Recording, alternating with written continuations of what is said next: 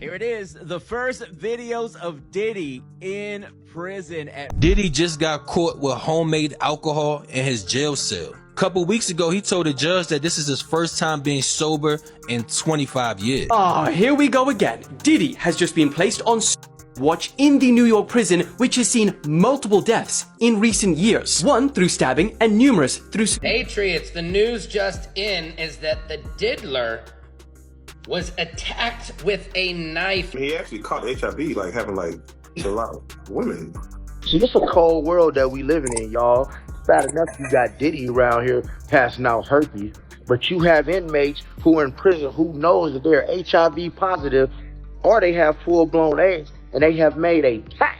Okay, so word on the street is that Diddy's jail situation just went from bad to absolutely catastrophic, and I'm not even exaggerating right now. So, allegedly, someone leaked his private medical records online, and the tea that's allegedly in those documents? Absolutely wild. Rumors are swirling that he supposedly contracted an STD while he's been locked up. Like, are you kidding me right now? But wait, it gets messier. There are claims going around that he's allegedly been getting intimate with infected inmates, and apparently he's got what people are calling a man-wife behind bars. Inmates supposedly ran their mouths to TMZ saying that sexual activity is happening all the time in there, and people are saying the freak-offs never actually stopped for him. Allegedly, he's out here living his best life with other inmates, if you can even believe that. So, how did all these STD rumors even start? Well, during Diddy's trial, people started noticing he was looking way skinnier than usual. At first, everyone just assumed it was stress from everything going on legally, typical trial pressure. But then the narrative completely flipped, and suddenly people were saying, nah, it's not stress, it's allegedly something way more serious. The STD allegations came out of nowhere and basically took over the entire conversation. Diddy been going through it in here. This man done aged more in 6 months than he done aged every year he's been outside. I get it, jail is stressful. But dang, you look ready to fall. He got old real fast. He looked at his hair was jet black. Like mine, and the next day he was like a full. All I saw from was the raccoon pictures from the courtroom. When they drove him, it was looked like a raccoon.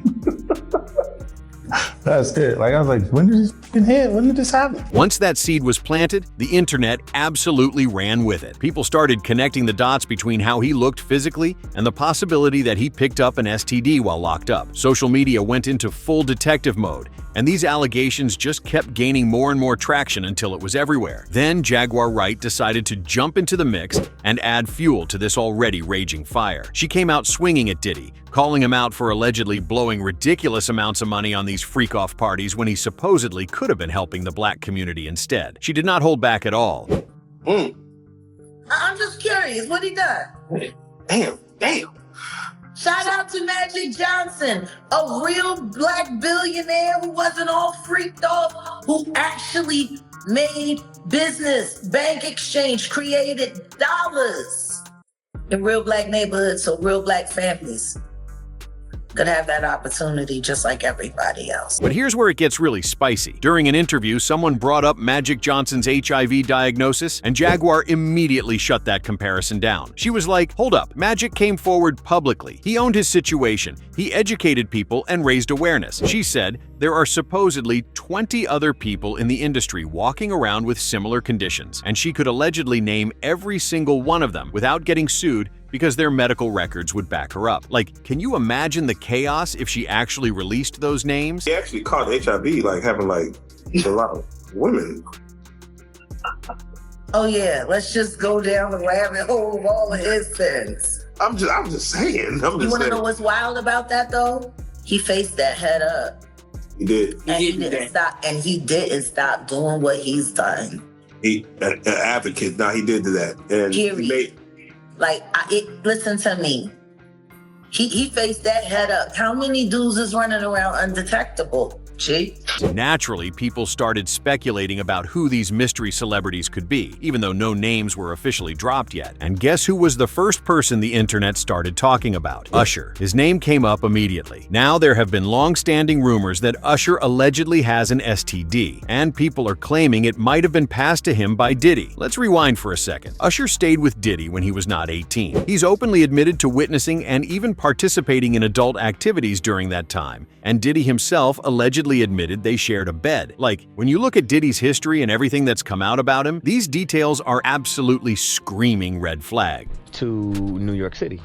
And I lived with Sean Puffy Combs for a year. That's the crazy thing. Now, that was L.A. Reid's idea, right? We're sending you New over York to something City. called Puffy Flavor Camp. There you go. To learn Flavor Camp? Yeah, Flavor that's what it Camp. was called. And you're going to go to Puff Daddy's. He's going In the 90s, do you understand what that's like? Puffy's place was like just filled with chicks and orgying like nonstop, right? No, not really. I got a chance to see some things. Yeah, but you were 13. What were you I saying? went there to see the lifestyle. Right. And I saw it. And it was but I don't know if I could indulge and understand what I was even looking at. It was pretty wild. It was So no parents were Mary okay? J. Blige. They didn't know nothing about this shit. Oh. I was having a good time, you know what I mean? Does he have you doing any chores? Are you doing dishes at all? I mean, to keep you humble somewhat? Or are you just like, can you stay up till 4 a.m. with them and party? I mean, I could. I actually stayed up longer than them. My brother right here from day one, we used to wake up and, damn, pause, but like just how, back in the days when he was like 10 and I was a little bit older, his older brother, we used to fight over the Frosted Flakes. These allegations about Usher got dragged back into the spotlight after a leaked email that was supposedly connected to Kim Porter's book. According to rumors, this email claimed the book was going to expose Diddy's alleged same-sex relationships, recorded encounters, STD situations, and that he allegedly pressured Usher and transmitted something to him. There was supposedly even mention of an explosive confrontation with Usher's mother over all of this. Absolutely messy. And if you're thinking this is just baseless gossip, well, back in 2017, a woman actually sued Usher. She accused him of allegedly giving her herpes, claiming he exposed her without telling her first. She said he was supposedly diagnosed back in 2009, and after she started showing symptoms, she tested positive. Of course, the internet immediately connected this lawsuit back to the Diddy rumors, and people started piecing together a whole timeline. Now, allegedly, because of the STD situation, Diddy's performance in the bedroom was supposedly affected, so he had to rely heavily on something people call pink before his freak-offs could even happen. When he got arrested, they allegedly found pink substances along with baby oil and lubricant. So, what exactly is this pink stuff everyone keeps talking about? According to Jaguar Wright, pink is also known as Tusi, and it's allegedly a mixture of ketamine, cocaine, and Viagra all combined together. The ketamine supposedly calms you down. The cocaine keeps you awake but kills your arousal, and the Viagra counteracts that issue. She's claiming this cocktail was specifically made for the freak-offs, and that without it, they allegedly couldn't even happen. That's how dependent he supposedly was on it. Bring across. Wait, the Tusi. Yeah, the Tusi. That's what they call. I found out. I talked to my guy because I wanted to be informed. Because people was calling it Tusi, that's calling it the Tunchi. I didn't know which one it was, so I talked to my and my filled me in, and then it made perfect sense.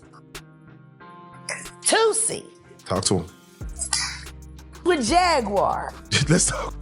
Education. 101.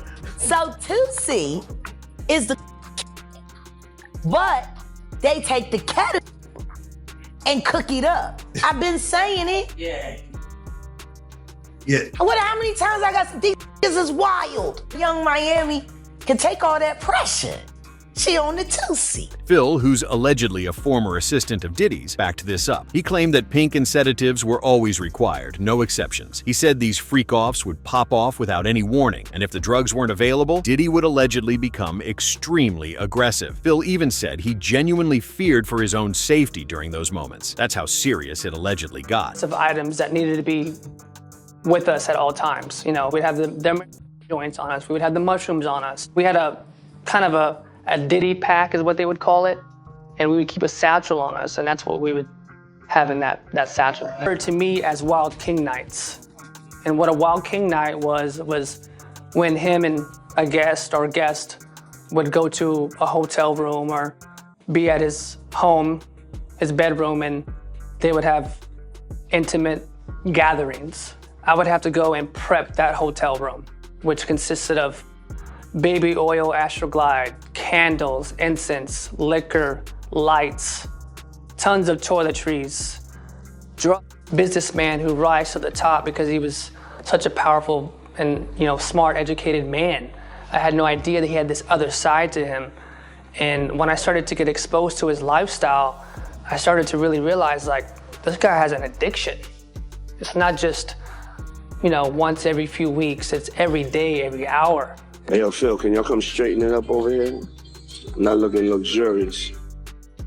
Initially, when you walk in, you have to start to clean up the mess and the wreckage that's left from the room. And that's the alcohol that's halfway open. Some bottles are cracked, glasses are cracked. There's baby oil everywhere on the floors in the bathroom. There's lube everywhere, half open, some of it oozing off the sides. And you have to get all that stuff, clean it up.